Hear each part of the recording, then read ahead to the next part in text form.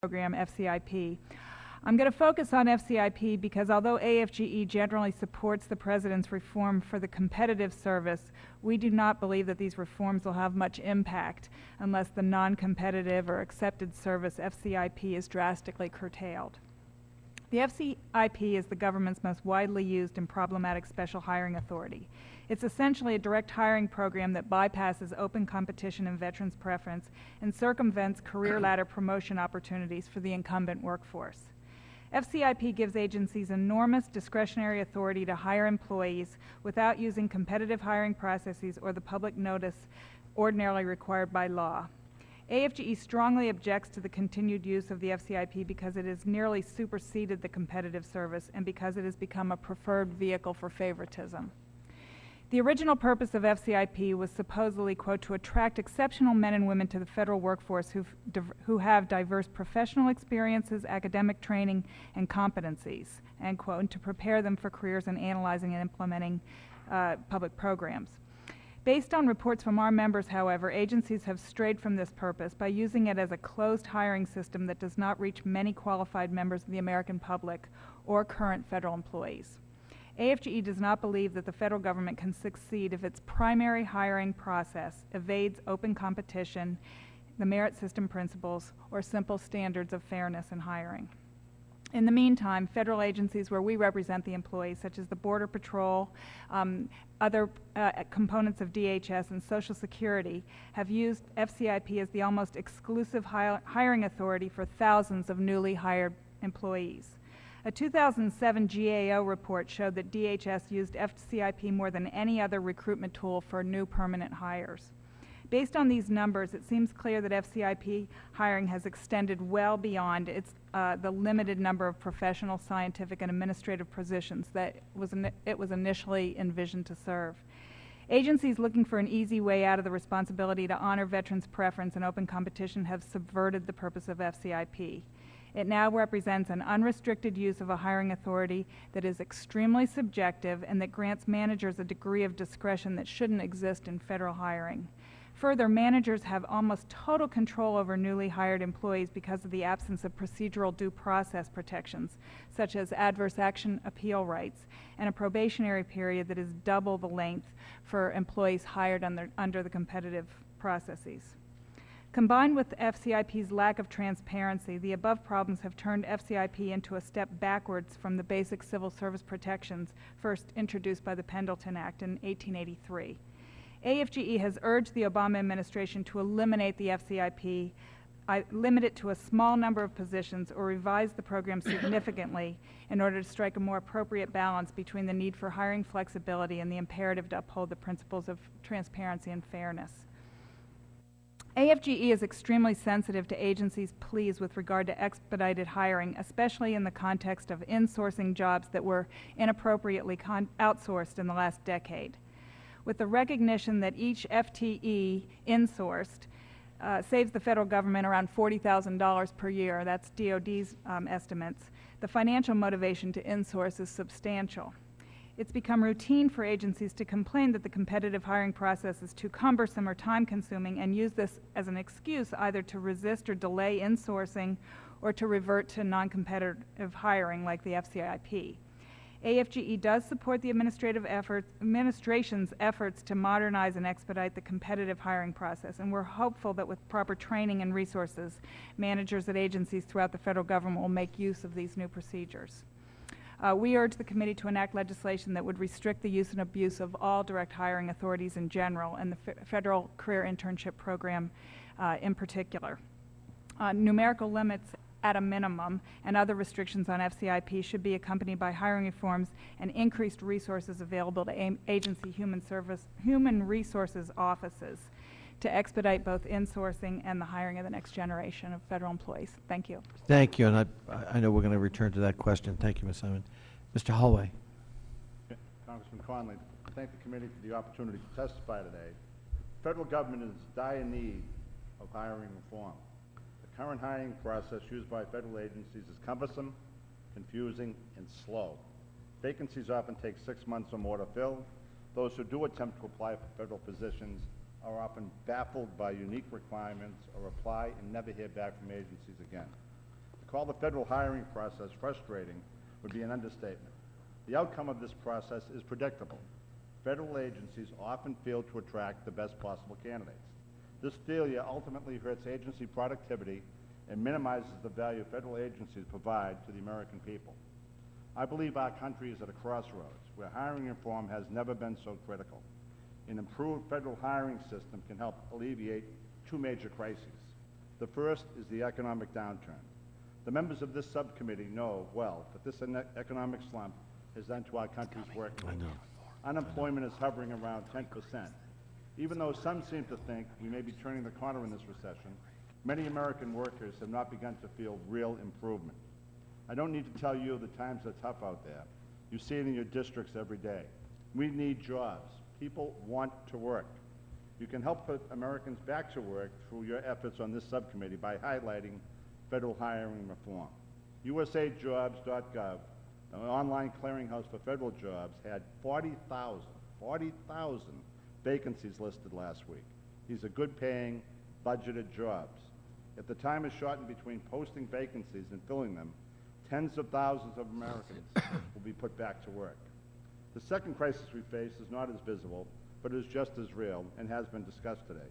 Baby boomers are reaching their retirement years. Federal government demographics indicate that agencies will begin to experience a tidal wave of retirements. Quality applicants simply will not wait 6 months. People deserve a streamlined hiring process that is respectful to applicants. NAGE is encouraged to see the White House and OPM take interest in this critical issue.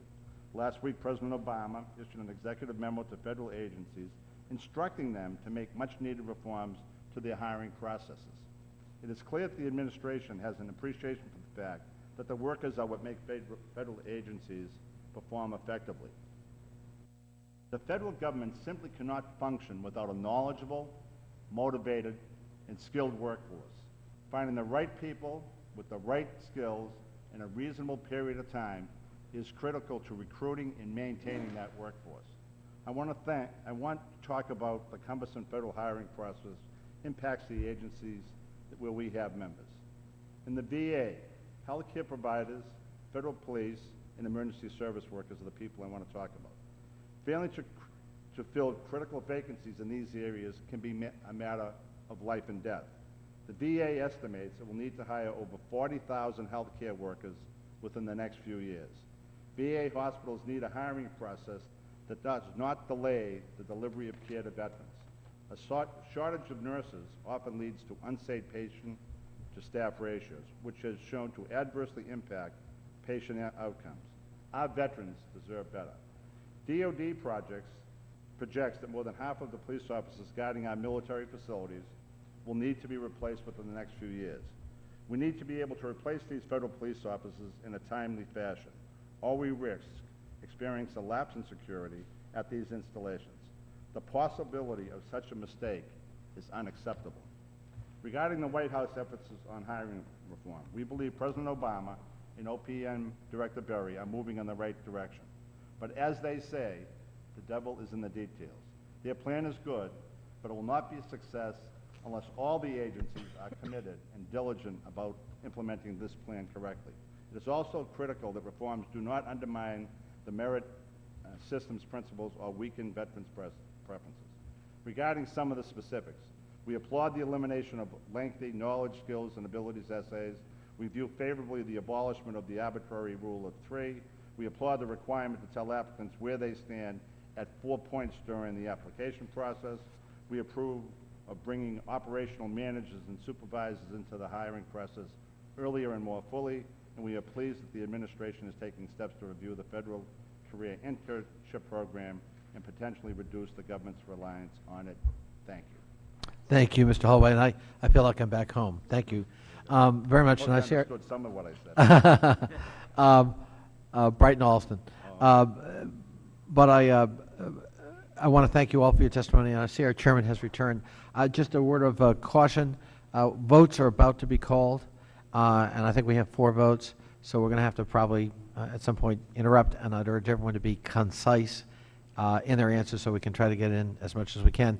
And before I return the gavel to Mr. Lynch, let me just ask Mr. McManus, Mr. Crosby, and Ms. Gilman, we've worked with you and your respective organizations on the Internship Improvement Act, which is not about FCIP.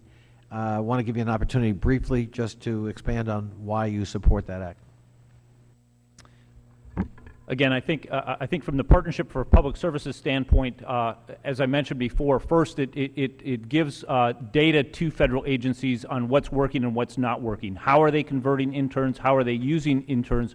Are the internship experiences worthwhile both for the intern and for the agency itself? Secondly, I think the establishment of the database that collects the intern candidates across government does in fact provide what I termed before a ready-made pool of candidates for long-term federal service. And then finally, it really is imperative in our estimation that some conversion authority remain in there. Again, with an internship, there is no better way to assess a candidate for an internship or a long-term position than to actually see them do the job and to observe in action both their work and their work habits. I agree with all that. The only thing that I would add is the clarification of understanding what internship programs, in this case, we're talking about for students. And were the language clear, as this legislation is proposing, we wouldn't have the kinds of controversies that we have with FSIP now. And that is something that NTEU was initially concerned about, the definition of intern, especially based on the abuses of the Federal Career Intern Program. As long as we are dealing with students or recent graduates, we have no problem with limited programs that don't use competitive hiring to attract students to the federal government, and we've had a good time working with you and your staff on your legislation to ensure that that's what that would do. Thank you. Thank you. Thank you. I apologize having to run out.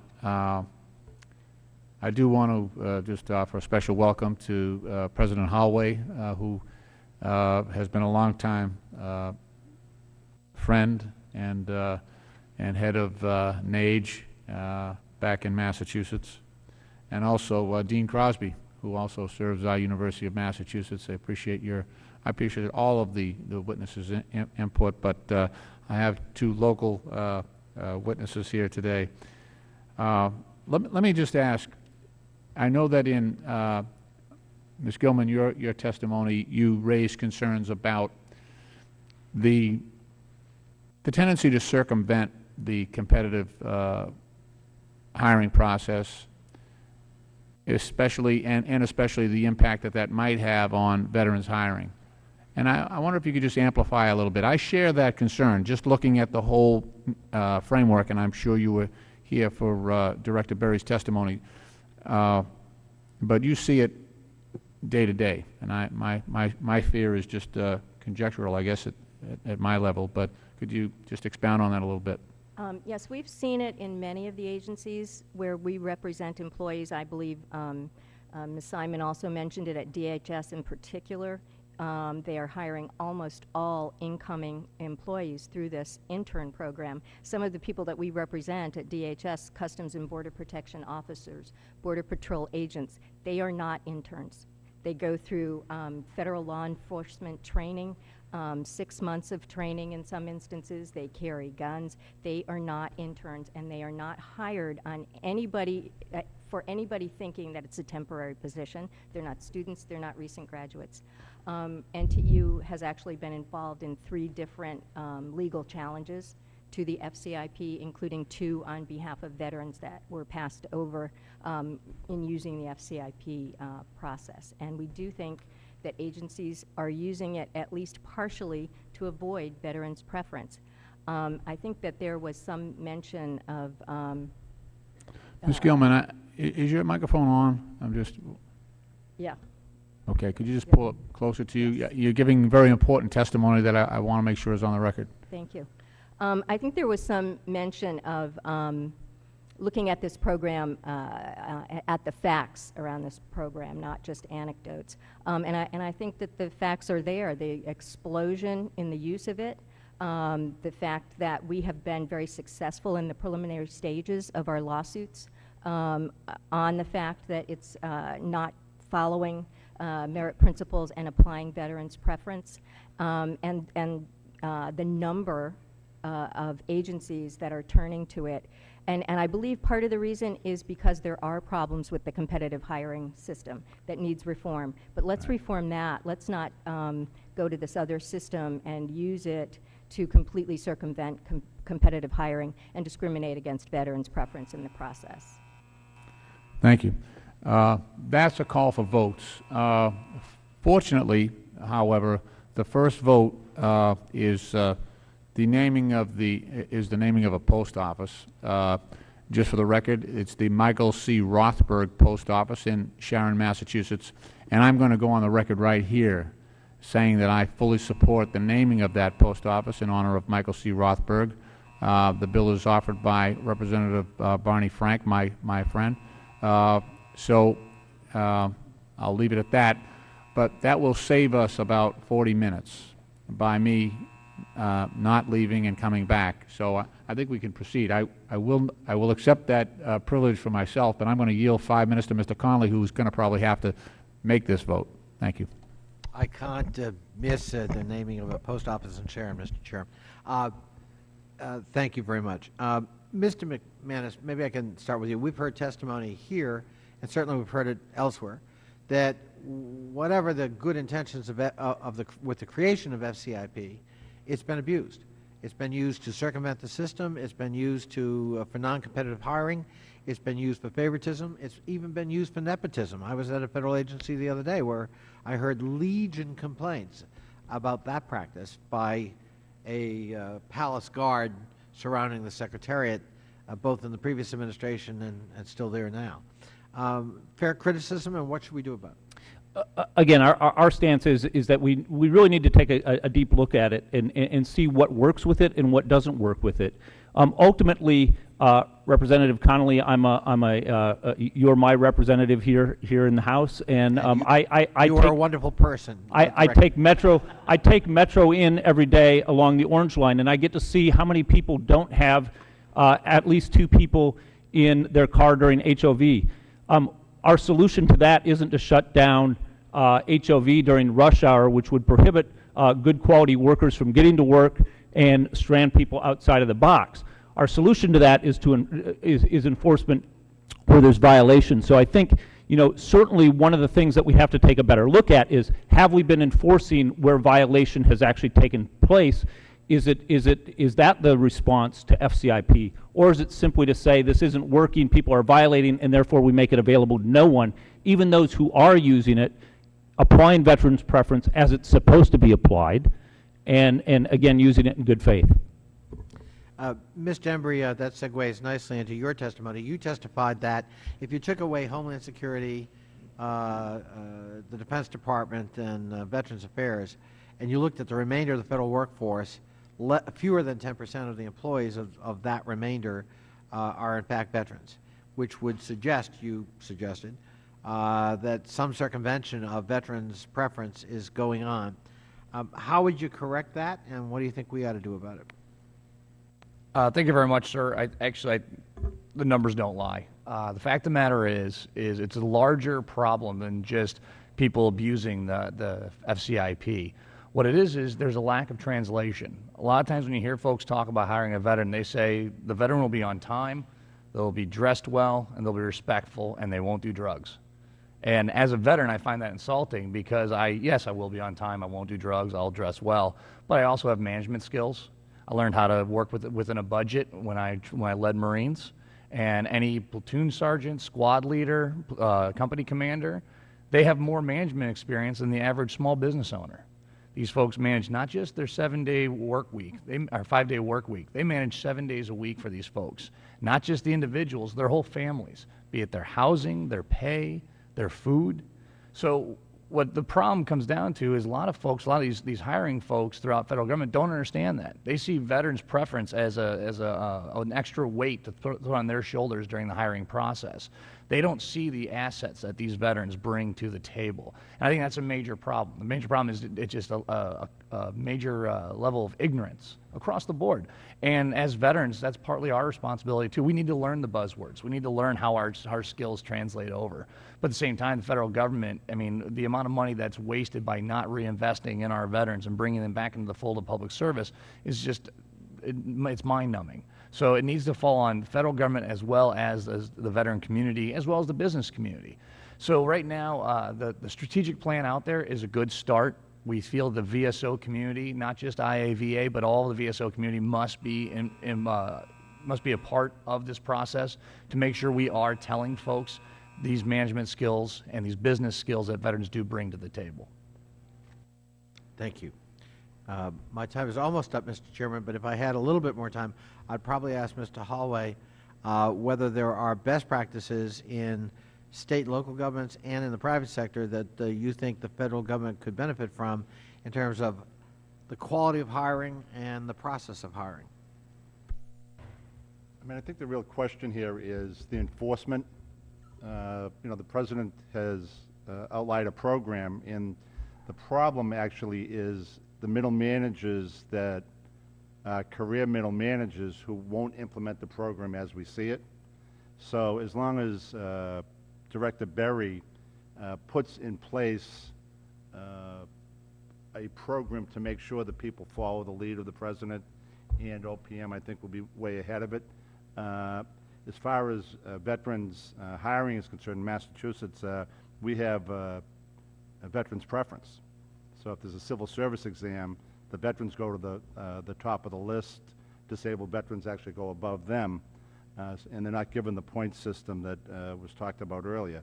But I really think it's the President and the Director are onto something here, and what we want to do is give them as many tools as possible to fill these jobs in an expeditious manner with the best possible applicants to fill the jobs so we can deliver services to the American people. Okay, thank you. President Holloway, just following up on that, you were saying early on, because you've been in office for a number of years, you've seen what's transpired. Incumbency is a wonderful thing, Mr. Chairman. What's that? Incumbency is a wonderful thing. It is, it is. The longer I'm here, the more I appreciate seniority.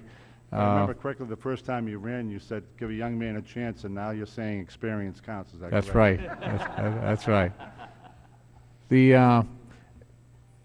You've been able to see at least over the past 16 years, where we've had these problems and they have not been addressed. No one has really attempted to tackle this thing, and you know, now here is President Obama and Director Berry. I give them great credit.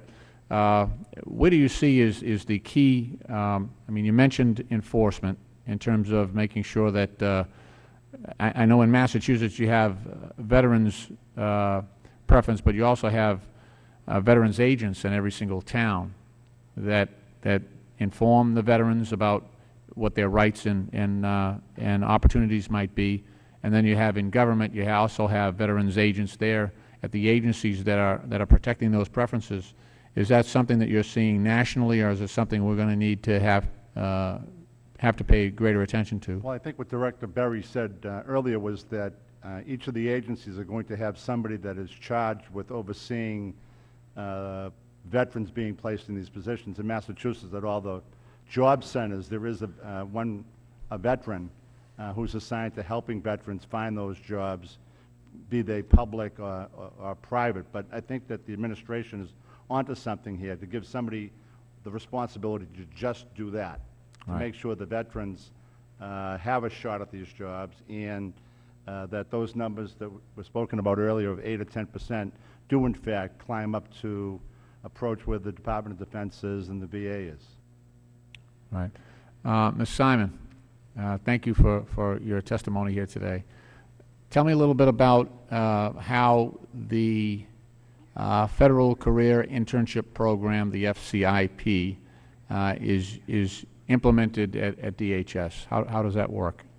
Well, in preparing for today's hearing, I found on the U.S.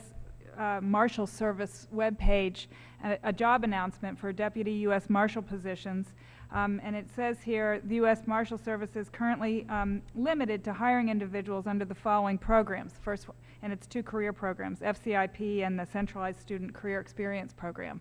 In other words, the agency was hiring exclusively under essentially FCIP.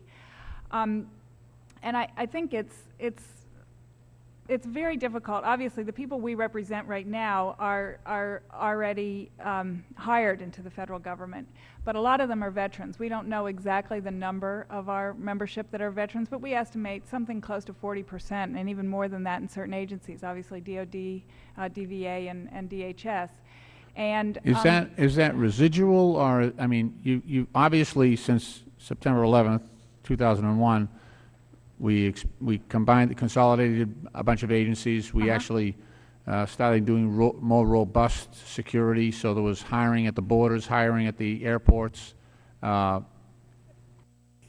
is the percentage of veterans in place, is that residual, and we've departed from that now? I don't even know the answer. I mean, it's an estimate of our current membership, but it's just that what I wanted to say was that FCIP inhibits career development opportunities for those veterans as well, either lateral moves or opportunities for promotion. In the same way that veterans who are outside the government are having a hard time getting in because of the limited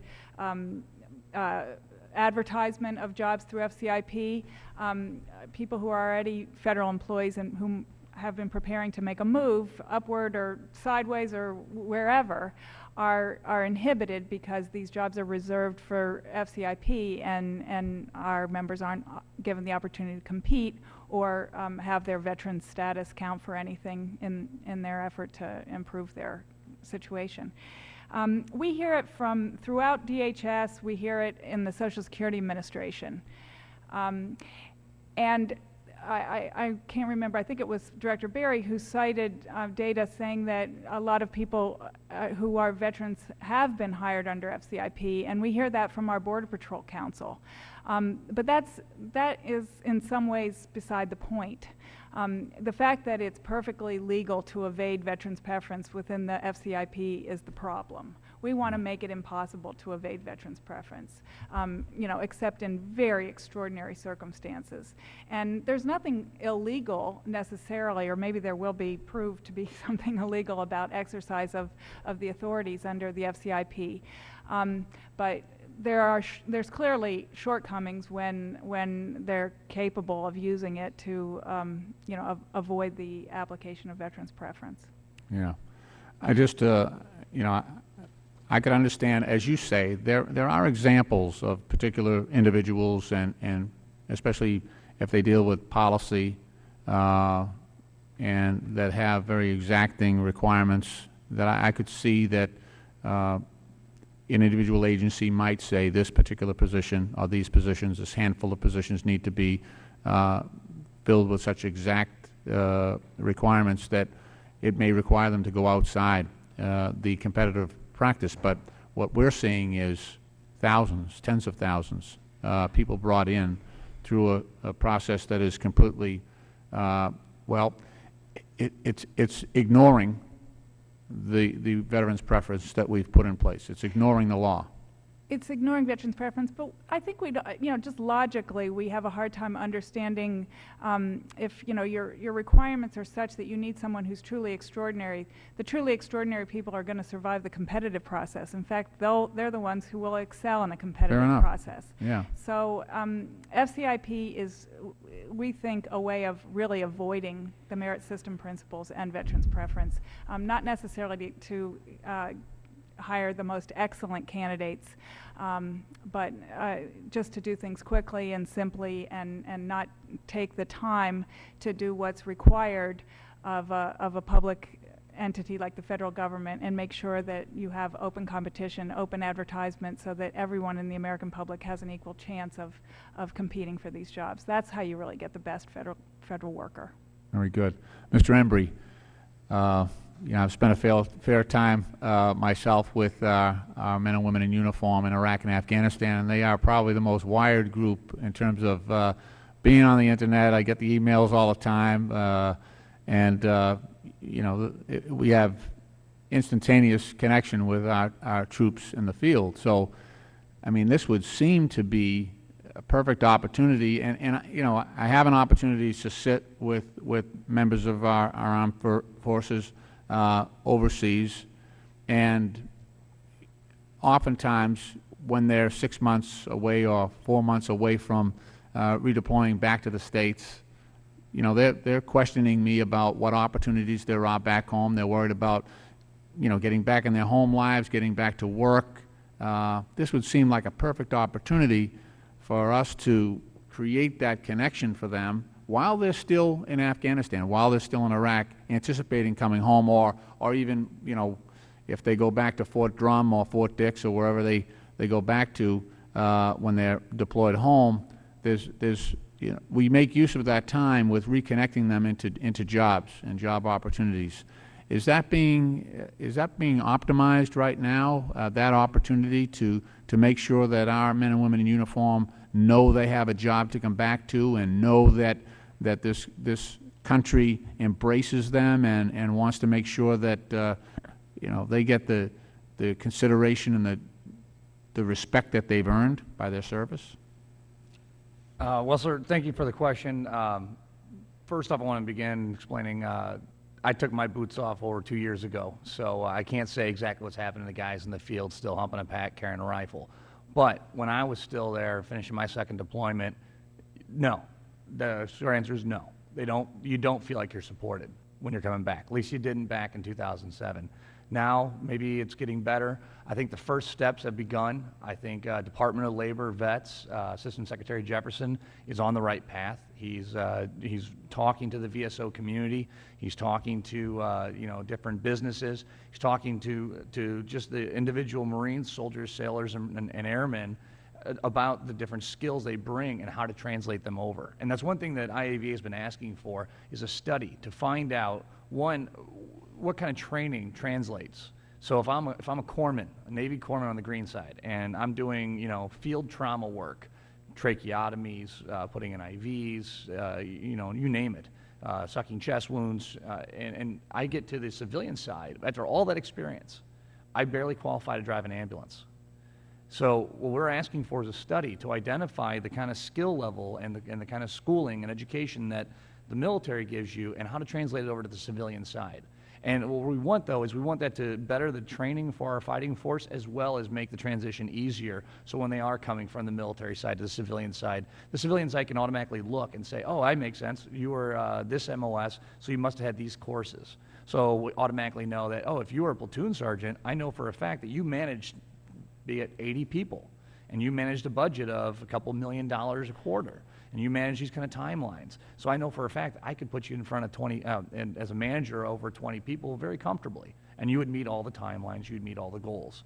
So that's one step that needs to happen, and we've talked to a few offices, folks are having that discussion. We feel Secretary Jefferson and others, and OPM, are going towards the right direction right now, but it also goes to the TAPS program. Now, what TAPS is Transition Assistance Program, and this is what the Marines and sailors and soldiers and airmen you're talking about. You know, they're about to leave sector, and they're thinking, okay, what am I going to do now? I'm short. I only got about 7 months left in. I want to go be a police officer. I want to, you know, go work in the post office, or I don't know what I want to do, and maybe I want to stay in public service. Well, this is the program that's supposed to teach them how to write the resume, how to translate their skills, so when they are having an interview, they know how to sell themselves. Teaches them how to present themselves to a hiring agent. Unfortunately, the program is just woefully out of date. I believe it's been 17 years since it's been updated.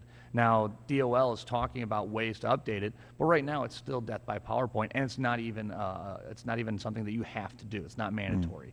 Marine Corps has just recently made it mandatory, but still, mandatory bad information doesn't make it good information. It just makes you have to sit through it. So there are a lot of good starts. We feel that, unfortunately, once a lot of these discussions have begun, and then the VSO community starts pointing out some of the flaws and some of the first ideas, that people sometimes get, I guess, their feelings hurt, and they don't want to take the constructive criticism, and I think that sometimes slows down the process. But we need to, and I think the way to solve that is to keep the VSO community involved in every step of the way. I believe that the committee right now, the interagency committee to implement the strategic plan that OPM has rolled out, is phenomenal, and that's a great start. We would like the VSO community to have some input. Just before each meeting, give us an idea of what kind of things the interagency council is going to discuss, so we can send you guys some well-researched information. IAVA has our own research department. We put out reports every year. We put out a legislative agenda. We endnote these things with hundreds and hundreds of sources to help these staffs. Let me just interrupt. I know they're going to do the second vote, and I'll have to go for the second, third, and fourth votes because they are substantive. But it seems to me, just in interacting with those young men and women who are about to come back, the military is rightly focused on their responsibility in Afghanistan and in Iraq. And when folks are deploying out, it's a step-down process. And so I think the intensity of following those folks when they're redeploying back home is less than when they are the, part of the operation, the military operation in those countries. And I'm just wondering, it seems to be a one-way street. In other words, I have men and women on the ground in Iraq and Afghanistan who are trying to tie back into the United States into jobs.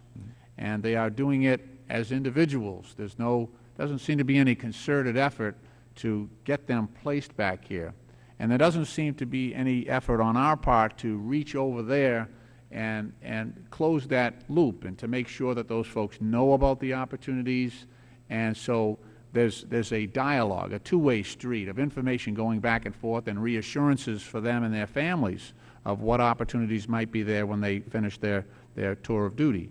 So I guess what I'm asking, would it be helpful in terms of these individual agents who will be, that Mr. Holloway described, that Director Berry is going to put in place at these agencies, that there be a two-way street, a bidirectional, discourse, so that we let people know over there what's available, so that they feel like they are wanted, that they are welcomed and embraced, and that they're a priority in terms of our federal hiring practices. Well, sir, I don't want to speak outside of my lane too far, so I'd like to say that IAVA would love to work with your staff to put together some sort of plan for that, or a proposal for that, just because I think there's needs to be a lot of input from DOD as well as other government agencies, so I don't want to speak. Sure. Yeah, I understand. And I'm not talking about allowing private recruitment of military in theater, because, they've got enough to do, Department of Defense, with just focusing on job one while they're there. I'm talking about in that step-down process where, I know that in many cases, units will have their personal belongings sent home 90 days ahead of time. And so now they're really in a sort of a decompress mode where they're stepping down into civilian life. I think, if you can utilize that time period just to have people get in touch with them and let them know what's going on, that might be a better, offer a better result. Dean Crosby, let's talk about the student opportunities here for a minute. And I am certain that we can benefit by having greater flexibility. I think part of the problem that we're seeing, look, people wouldn't be circumventing this system if it was working. So that's a problem, and we've got to create some flexibility here. Could you talk about what you see as being some of the obstacles of opening up opportunities for very well-educated, well-trained young people coming out of our colleges and graduate schools in terms of connecting with the demand that we have for their services in the federal government? Well, I think the obstacles have been pretty clearly discussed here. The nature of the systems, as is so often the case, you put protections in place and over time they become calcified, and no longer work, if nobody's been looking at these systems, the FSIP, I don't know anything about this FSIP program in any formal way, but just from what I've heard today, it's clear that the hiring system is trying to find a way around a calcified, non-functional, 160 to 200 day process, and no manager anywhere can survive in that kind of an environment. Probably a lot of it is not to get around veterans or whatever benefits per se, it's just to try to get around this horrible system. That's the same with the issues of students who are trying to access the system. It's particularly difficult in the case of our graduate students and the graduate programs that are represented by me today, because these people don't have any kind of seniority, any kind of experience in the federal system. We hope that they will have veteran status, and we're hoping the GI Bill is a terrific asset at this point, and collaborating with veterans organizations to get them into these programs, take their experience, take their leadership skills, couple it with our formal education skills. Now you've really got an applicant. But the rest of our students who are not veterans have this very specialized set of skills that doesn't give them any status in the hiring system. None of the metrics, or few of the metrics, reward the kinds of special skills that graduates of our programs have. So they're left to fall behind in a system which is precluding people who are specifically trained to deal with the exigencies of public administration and public policy.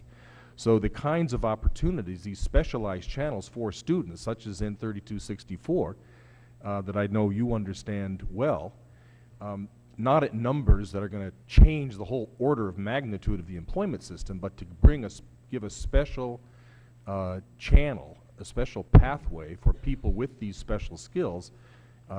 That's what we're looking for, and I think that in the long run can have a tremendously positive impact on public service without in any significant way stepping on other legitimate rights and interests. Mr. McManus, the same question, but in light of the President's initiative here, are there components there that would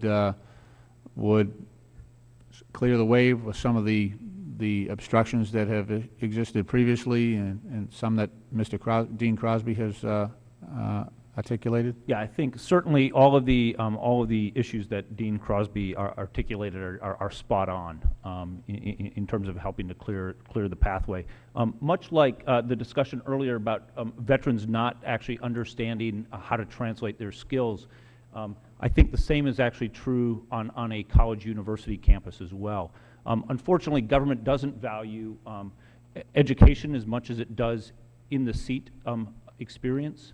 And that has to, in fact, change, and that's a cultural change as much as a procedural or process change. We've got to do more to make students aware of the opportunities that exist, much like I think we have to do, and the partnership would welcome the opportunity to work with you, Mr. Chairman, and also Mr. Embray, to figure out how we can effectively educate vets about opportunities and how they can compete as well. I think those two audiences are facing some very similar issues in this. Well, I apologize. I'm going to be I'll have to go back and vote again. I am going to leave. There were obviously dueling committee hearings at the same time, so I'm going to leave the record open for 5 legislative days for my colleagues to submit any questions they might have for you and any other testimony to be submitted. I want to thank you for your willingness to come forward and help the committee with its work. I really do appreciate it. It makes a better process, and I think as we move forward, with the House version of our hiring bill, I think we will be well served by your testimony, and the whole process will be better informed by your input. So I appreciate your testimony. I thank you, and I wish you have a good day. Thank you.